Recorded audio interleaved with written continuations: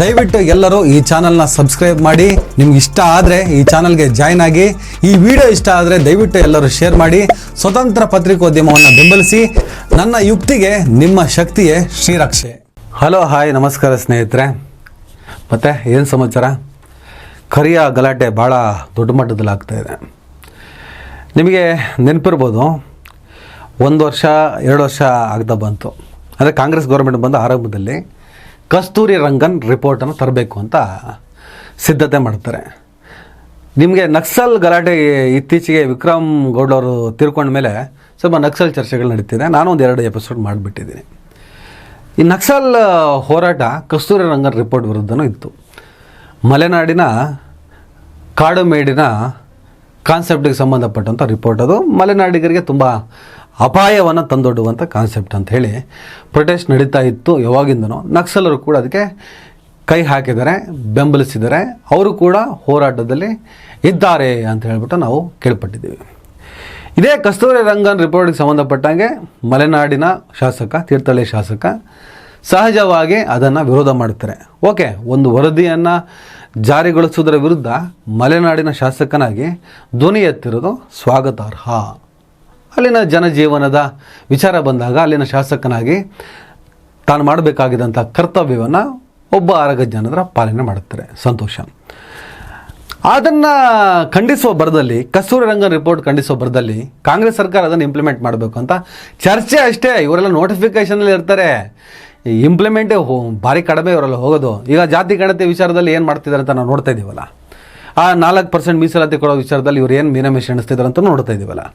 ಸುಮ್ಮನೆ ಕಲ್ಲು ಹೊಡೆದು ನೋಡ್ತಾರೆ, ಏನು ಚರ್ಚೆ ಆಗುತ್ತೆ ಫೀಲ್ಡೆಲ್ಲ ಹಿಂಗೆ ನೋಡೋಕ್ಕೆ ಅಷ್ಟೇ. ಆ ಪ್ರಯತ್ನವನ್ನು ಕಾಂಗ್ರೆಸ್ ಸರ್ಕಾರ ಮಾಡಿದಾಗ ಇದು ಶುರು ಆಗೋದು. ಜ್ಞಾನೇಂದ್ರರು ಮಾತಾಡುವ ಬರದಲ್ಲಿ ಈ ಉತ್ತರ ಕರ್ನಾಟಕದವರು ಯಾರು ಅರಣ್ಯ ಸಚಿವ ಯಾರು ಈಶ್ವರ್ ಖಂಡ್ರೆ ಅವರನ್ನು ಎಕ್ಸಾಂಪಲ್ ಕೊಟ್ಟು, ಈ ಉತ್ತರ ಕರ್ನಾಟಕದವರಿಗೆ ಈ ಕಾಡು ಮೇಡು ಇಲ್ಲದ ಜನ, ಕಾಡು ಮೇಡು ಇಲ್ಲದ ಜಾಗ, ಅವರಿಗೆ ಈ ಮಲೆನಾಡಿನ ಕಾಡು ಮೇಡಿನ ಪ್ರದೇಶದ ಕತೆ ಏನು ಗೊತ್ತಾಗಬೇಕು? ಆ ಉತ್ತರ ಕರ್ನಾಟಕದವರಿಗೆ ಮರಗಳಿಲ್ಲ, ಕಾಡುಗಳಿಲ್ಲ, ಬರೀ ಬಿಸಿಲು, ಸುಟ್ಟು ಕರಕಲಾಗಿರ್ತಾರೆ. ಆ ಕರ್ಗೆ ನೋಡಿದ್ರೆ ಗೊತ್ತಾಗಲ್ವಾ? ಪಾಪ ಅಲ್ಲಿ ಇರೋ ಸಭಿಕರನ್ನ ನಗ್ಸೋದಕ್ಕೋಸ್ಕರ ಏನೋ ಡೈಲಾಗ್ ಹೊಡಿತಾರೆ. ಬಟ್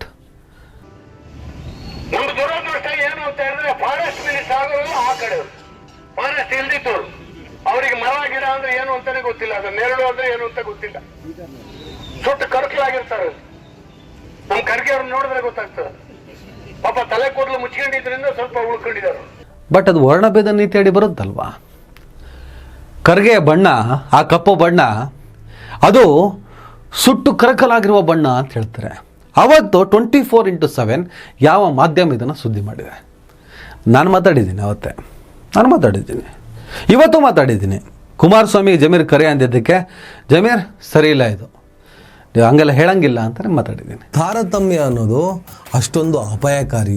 ಒಂದು ದೇಶದ ಒಳಗಡೆ ಧರ್ಮವನ್ನೇ ಹುಟ್ಟಾಕ್ಬೋದು. ಒಂದು ದೇಶದೊಳಗಡೆ ಬೇರೆ ಧರ್ಮ ದೊಡ್ಡ ಮಾರುಕಟ್ಟೆ ಆಗಬಹುದು. ತಾರತಮ್ಯಕ್ಕೆ ಅಷ್ಟೊಂದು ಹಿನ್ನಡೆ ಇದೆ. ತಾರತಮ್ಯದ ವಿರುದ್ಧ ಆ ಮಟ್ಟಿಗಿನ ಸಂಘರ್ಷ ಇದೆ.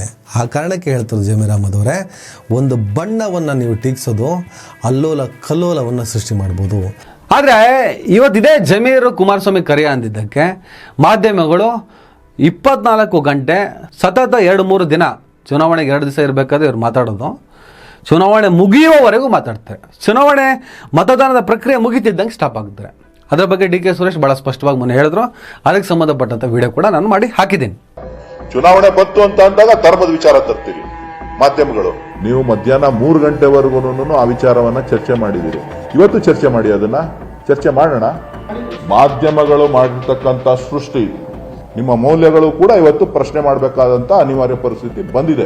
2 ದಿನ 3 ದಿನ ಸತತವಾಗಿ ಈ ಸ್ಟೋರಿಯನ್ನ ಮತದಾನದ ಪ್ರಕ್ರಿಯೆ ಮುಗಿದ 5 ಗಂಟೆವರೆಗೂ ಮಾಡುವ ಉದ್ದೇಶ ಏನಿತ್ತು? ಬಿಕಾಸ್ ಆಫ್ ಚನ್ನಪಟ್ಟಣದಲ್ಲಿ NDA ಅಭ್ಯರ್ಥಿ ನಿಖಿಲ್ ಕುಮಾರಸ್ವಾಮಿ ಗೆಲ್ಲಬೇಕಿತ್ತು. ಯಾಕಂದರೆ BJP ಕೃಪಾ ಪೋಷಿತ ನಾಟಕ ಮಂಡಳಿಗಳೇ ಈ ಮಾಧ್ಯಮಗಳು ಇವತ್ತು ಆಗಿರೋದ್ರಿಂದ ಅವರ ಉದ್ದೇಶವನ್ನು ಈಡೇರಿಸ್ಕೊಳ್ಬೇಕಾಗಿತ್ತು. ಒಬ್ಬ BJP ಪ್ರತಿನಿಧಿಯಾಗಿ ಕೆಲ ಮಾಧ್ಯಮಗಳು ವರ್ತಿಸಬೇಕಾಗಿತ್ತು. ಅವರ ಕರ್ತವ್ಯವನ್ನು ಅವ್ರು ನಿಭಾಯಿಸಿದ್ರು. ಇಷ್ಟೇ, ಇದು ಸತ್ಯ. ಯಾಕೆ ಇದು ಸತ್ಯ ಅಂತ ಹೇಳ್ತೀವಂದರೆ, ಅವತ್ತು ಮಲ್ಲಿಕಾರ್ಜುನ್ ಖರ್ಗೆ ಅವರನ್ನು ಇದೇ ಆರಗ ಜ್ಞಾನೇಂದ್ರ ಅವರು ಏನು ಮೇಲ್ಜಾತಿ ಕೆಳಜಾತಿ ಈ ಲೆಕ್ಕಾಚಾರದಲ್ಲಿ ಬನ್ನಿ, ಇದೆಯಲ್ಲ ಇವತ್ತು ಆ ವ್ಯವಸ್ಥೆ, ಅದಕ್ಕೋಸ್ಕರ ಹೇಳ್ತಾ ಇದ್ದೀನಿ. ಸುಟ್ಟು ಕರಗಲಾಗಿರ್ತಾರೆ ಅಂದಾಗ 2-3 ದಿನ, ವಾರಗಟ್ಟಲೆ, 24 ಗಂಟೆ ಒಂದು ಡಿಬೇಟು, ಚರ್ಚೆ, ಗಂಟೆಗಟ್ಟಲೆ ಯಾಕೆ ಮಾಡಲಿಲ್ಲ? ಎಲ್ಲಿಂದ ನಾವು ಬಂದ ಧರ್ಮ ಅಂತಾರೆ, ಇಲ್ಲೇ ಹುಟ್ಟಿದ ಜೈನ ಬೌದ್ಧ ಧರ್ಮವನ್ನು ಮರ್ತಂತೆ ನಡೆಸ್ತಾರೆ. ಇಲ್ಲಿರುವ ತಾರತಮ್ಯ ನೀತಿ ಶೋಷಣೆ ಬಗ್ಗೆ ಮಾತಾಡೋಕ್ಕೆ ಹೋಗಲ್ಲ. ಯಾವುದೋ ಕಾಲದಲ್ಲಿ ಹುಟ್ಟಿದ ಧರ್ಮ, ಯಾವುದೋ ಕಾಲದಲ್ಲಿ ಬಂದ ಧರ್ಮ, 7ನೇ ಶತಮಾನದಲ್ಲಿ ಬಂದ ಧರ್ಮ, ಅದು ಇವತ್ತು 20 ಕೋಟಿ 30 ಕೋಟಿ ಜನಸಂಖ್ಯೆ ಹಾಗೆ ಬೆಳೆಯುವಷ್ಟು ಬೆಳೆಯೋದಕ್ಕೆ ಕಾರಣ ಏನು ಅನ್ನೋದ್ರ ವಿಮರ್ಶೆ ಮಾಡೋದಕ್ಕೆ ಹೋಗಲ್ಲ. ಎಲ್ಲಿಂದ ನಾವು ಬಂದವರು ಅಂತ ಹೇಳಿಬಿಡ್ತಾರೆ ಪ್ರತಾಪ್ ಟಿಮ್ಮನ್ ಅಂತವ್ರು. ಆ ಧರ್ಮಗಳು ಇಲ್ಲಿ ಯಾಕೆ ಬೆಳೀತು? ಇಲ್ಲಿ 2 ಧರ್ಮ ಯಾಕೆ ಹುಡ್ಕೊಳ್ತು? ಮಲ್ಲಿಕಾರ್ಜುನ್ ಖರ್ಗೆ ಅವರ ಬಗ್ಗೆ ಮಾಧ್ಯಮಗಳು ತೋರಿದ ವರ್ತನೆಯನ್ನು ನಾನು ಎಕ್ಸಾಂಪಲ್ ಕೊಡ್ತೀನಿ. ಕುಮಾರಸ್ವಾಮಿ ಅವರು ಮೇಲ್ಜಾತಿಯವರು, ದಲಿತರು ಶೋಷಿತರು, ದಲಿತ ಸಮುದಾಯದ ಮಲ್ಲಿಕಾರ್ಜುನ್ ಖರ್ಗೆ ಅವರನ್ನು ಕಪ್ಪು ಅಂದರೆ ಏನು, ಬಿಳಿ ಅಂದರೆ ಏನು, ಅವ್ರಿಗೇನಂದರೆ ಏನು, ಅವರಿಗೆ ದೇವಸ್ಥಾನದೊಳಗಡೆ ಬಿಟ್ಟರೆ ಏನು, ಬಿಡದೇ ಇದ್ರೆ ಏನು, ಅವರಿಗೆ ಮನೆ ಒಳಗಡೆ ಪ್ರವೇಶ ಕೊಟ್ಟರೆ ಏನು, ಕೊಡದೇ ಇದ್ರೆ ಏನು, ಅವರು ಶೋಷಣೆಗೆ ಒಳಗಾದ್ರೆ ಏನು, ದೌರ್ಜನ್ಯಕ್ಕೆ ಒಳಗಾದ್ರೆ ಏನು, ಅದು ಐ ಡೋಂಟ್ ಕೇರ್. ಖರ್ಗೆ ದಲಿತರು ಶೋಷಿತರು ತಲೆ ಕೆಡಿಸ್ಕೊಬೇಡ, ನಾವು ಅವ್ರನ್ನ ಅಲ್ಲೇ ಇಟ್ಟಿದ್ದೀವಿ. ಆ ಕಾರಣಕ್ಕೆ ಖರ್ಗೆ ಅವರ ವಿಚಾರವನ್ನು, ಖರ್ಗೆ ಅವರ ಸುದ್ದಿಯನ್ನು ನಾವು 24x7 ಮಾಡೋಕ್ಕೆ ತಯಾರಿರಲಿಲ್ಲ. ಆದರೆ ಒಕ್ಕಲಿಗ ಸಮುದಾಯದ ಕುಮಾರಸ್ವಾಮಿ ಅವರು, ಅದರಲ್ಲೂ ಹೇಳಿದವ ಮುಸಲ್ಮಾನ, ಇವತ್ತಿಗೆ ಭಾರತ ದೇಶದಲ್ಲಿ ನಡೀತಿರುವಂಥ ಪ್ರೊಪಗಂಡ ಅದು ಬಿಟ್ಬಿಟ್ಟೆವಾ? ಮುಸಲ್ಮಾನ ಹೇಳಿದ್ದು ಮೈಂಡ್ ಟಾಪಿಕ್ಕು, ಜೊತೆಗೆ ಒಬ್ಬ ಮೇಲ್ಜಾತಿಯವನು ಹೇಳಿಸ್ಕೊಂಡಿದ್ದು ಅಸಲಿ ಟಾಪಿಕ್ಕು. ಒಳಗಡೆ ಎಷ್ಟೊಂದು ಕಲ್ಮಶ ತುಂಬಿಕೊಂಡು ಸುದ್ದಿಗಳನ್ನು ಮಾಡ್ತೀರ ಅನ್ನೋದಕ್ಕೆ ಎಕ್ಸಾಂಪಲ್ ಇದು. ಖರ್ಗೆಯ ಬಣ್ಣ ಚರ್ಚೆ ಆಗೋದಿಲ್ಲ ಈ ದೇಶದಲ್ಲಿ ಅಥವಾ ಈ ಮಾಧ್ಯಮಗಳಲ್ಲಿ. ಅದೇ ಒಂದು ಒಕ್ಕಲಿಗ ಸಮುದಾಯದ ಕುಮಾರಸ್ವಾಮಿಯವರ ಬಣ್ಣ ದೊಡ್ಡ ಸುದ್ದಿ ಆಗುತ್ತೆ. ಬಿಕಾಸ್ ಆಫ್ ಚನ್ನಪಟ್ಟಣ ಎಲೆಕ್ಷನ್, ಅದನ್ನು ಮಾತ್ರ ನಾನು ತಲೆಯಲ್ಲಿ ಇಟ್ಕೊಂಡು ಹೇಳ್ತೀನಿ. ಅದ್ರ ಜೊತೆಗೆ ಜಾತಿ ಅನ್ನುವಂಥ ವಿಚಾರವನ್ನು ನಾವು ಚರ್ಚೆ ಮಾಡಲೇಬೇಕಲ್ಲ. ಒಂದು ಸಮುದಾಯವನ್ನು ನೀವು ಈ ಲೆಕ್ಕದಲ್ಲಿ ಹರ್ಟ್ ಮಾಡಿ ದೂರ ಇಟ್ಟಾಗ ನಿಮ್ಮ ಮನಸ್ಥಿತಿಯನ್ನು ನಾವು ಪ್ರಶ್ನೆ ಮಾಡಲೇಬೇಕಲ್ಲ. ಯಾವ ಲೆವೆಲ್ಲಿಗೆ, ಯಾವ ಮಟ್ಟಿಗೆ ನೀವು ದಲಿತರ ವಿಚಾರವನ್ನು ನೀವು ಸುದ್ದಿ ಮಾಡ್ತೀರಿ, ಎಷ್ಟರ ಮಟ್ಟಿಗೆ ಮಾಡಿದ್ದೀರಿ? ಹೋಗಲಿ, ಸಂವಿಧಾನ ಬದಲಾಯಿಸ್ತೀವಿ ಅಂದರು. ಸಂವಿಧಾನ ಬದಲಾಯಿಸೋದಂದರೆ ಅಂಬೇಡ್ಕರ್ ಅವರನ್ನು ಮುಗಿಸೋದು, ಆ ಮೂಲಕ ದಲಿತರ ಅಸ್ತಿತ್ವವನ್ನೇ ಮುಗಿಸೋದು. ಅದು ಸಂವಿಧಾನವನ್ನು ಬದಲಾಯಿಸ್ತೇವೆ ಅಂತ ಹೇಳಿದವ್ರು ಯಾರು? ನೀವು ಇವತ್ತು ಯಾರಿಗೆ ಸಿಂಟೆಕ್ಸ್ ಹಿಡಿತಾ ಇದ್ದೀರೋ ಅವರೇ. ಹಾಗಾಗಿ ಅದು ನಿಮಗೆ ಒಳ್ಳೆ ಟಾಪಿಕ್ ಆಗಲ್ಲ. ಸಂವಿಧಾನವನ್ನು ಬದಲಾಯಿಸ್ತೀನಿ ಅಂತ ಹೇಳಿದವನು ಅಮಾವಾಸ್ಯೆಗೆ ಒಂದ್ಸಲ, ಹುಣ್ಣಿಮೆಗೆ ಒಂದ್ಸಲ ಕಾಣಿಸ್ಕೊತಾನೆ ಮೀಡಿಯಾದಲ್ಲಿ. ಕಾಣಿಸ್ಕೊಂಡ ತಕ್ಷಣ ಅದೇನಾದರೂ ಬೆಂಕಿ ಇಡೋ ಮಾತನ್ನೇ ಆಡ್ತಾನೆ. ಫೈರ್ ಬ್ರ್ಯಾಂಡ್ ಅಂತ ಹೇಳ್ಬಿಟ್ಟು ಅವನು ಹೋಗಲಿ ಅಟ್ಯಾಕ್ ಇರಿಸ್ತೀರಿ. ಶೋಷಣೆಗೊಳಗಾದಂತಹ ಖರ್ಗೆ ಅಥವಾ ದಲಿತ ಸಮುದಾಯ ಅವ್ರಿಗಾದ ಅವಮಾನದ ವಿರುದ್ಧ ನೀವು ಸಿಡ್ದೇಳಲ್ಲ. ಶತಮಾನಗಳಿಂದ, ನೂರಾರು ಸಾವಿರಾರು ವರ್ಷಗಳಿಂದ ಬಿಡಲಿಕ್ಕೆ ಆಗದ ಒಂದು ವಿಚಾರವನ್ನು ಬಿಟ್ಬಿಡಿ ಅಂತ ಹೇಳುವಷ್ಟು ಧೈರ್ಯ ನಾನು ಮಾಡೋಕ್ಕೆ ಹೋಗಲ್ಲ. ಅಷ್ಟು ಈಸಿ ಅಲ್ಲ ಇದು. ಶೋಷಣೆಗೆ ಒಳಗಾದ ಸಮುದಾಯಕ್ಕೆ ತಾವು ಅನುಭವಿಸುತ್ತಿರುವ ಶೋಷಣೆ ಅರ್ಥವಾಗದ ಹೊರತು ನಾವು ನೀವು ಏನು ಬಾಯಿ ಬಡ್ಕೊಂಡ್ರೂ ಪ್ರಯೋಜನ ಇಲ್ಲ. ಶೋಷಣೆ ಮಾಡೋದು ಸರಿನೋ ತಪ್ಪೋ ಗೊತ್ತಿಲ್ಲ, ಶೋಷಣೆ ಒಳಗಾಗೋದಂತೂ ತಪ್ಪು. ಏನು ಮಾಡೋದಣ್ಣ, ಜೀವನ ನಡಿಬೇಕಲ್ಲ. ಸಾವಿರಾರು ವರ್ಷಗಳಿಂದ ಇದನ್ನೇ ಹೇಳ್ಕೊಂಡು ಬಂದರೆ ಇನ್ನೂ ಸಾವಿರಾರು ವರ್ಷಗಳು ಇದನ್ನೇ ಹೇಳ್ಕೊಂಡು ಹೋಗ್ತಿರಲ್ಲ ಅನ್ನೋದಷ್ಟೇ ನನ್ನ ಆತಂಕ, ಅನ್ನೋದಷ್ಟೇ ನನ್ನ ಬೇಸರ. ನಾನು ಏನು ಹೇಳ್ತಾ ಇದ್ದೀನಿ ನಿಮ್ಗೆ ಅರ್ಥ ಆಗಿರ್ಬೋದು. ಸುಧಾರಿಸ್ಕೊಳ್ಳಿ.